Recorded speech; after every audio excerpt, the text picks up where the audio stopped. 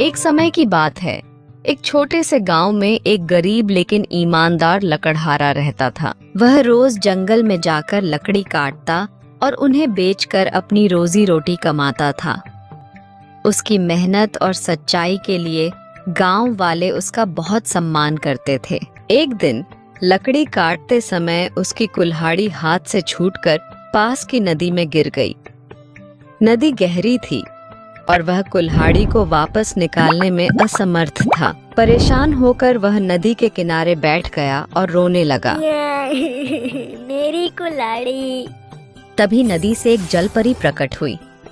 उसने लकड़हारे से पूछा, तुम क्यों रो रहे हो? लकड़हारे ने पूरी घटना जलपरी को बता दी। उसकी ईमानदारी और दुख को देखकर जलपरी को उस पर दया आ गई। उसने कहा, चिंता मत करो, मैं तुम्हारी कुल्हाड़ी ढूंढ कर लाती हूँ। जलपरी नदी में डूबी और थोड़ी देर बाद सोने की कुल्हाड़ी लेकर बाहर आई। उसने लकड़हारे से पूछा, क्या यह तुम्हारी कुल्हाड़ी है?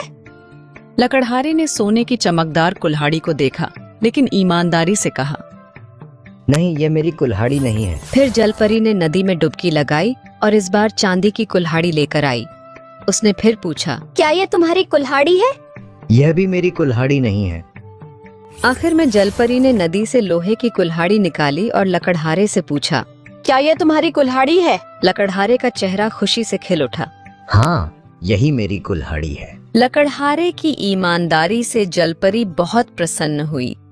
उसने उसे उसकी लोहे की कुल्हाड़ी के साथ साथ सोने और चांदी की कुल्हाड़ियां भी इनाम में दे दी। लकड़हारे ने जलपरी का धन्यवाद किया और खुशी खुशी गांव लौट गया। जब गांव वालों को यह बात पता चली तो सभी उसकी ईमानदारी और मेहनत की तारीफ करने लगे। यह कहानी हमें सिखाती है कि ईमानदारी का फल हमेशा मीठा होता है।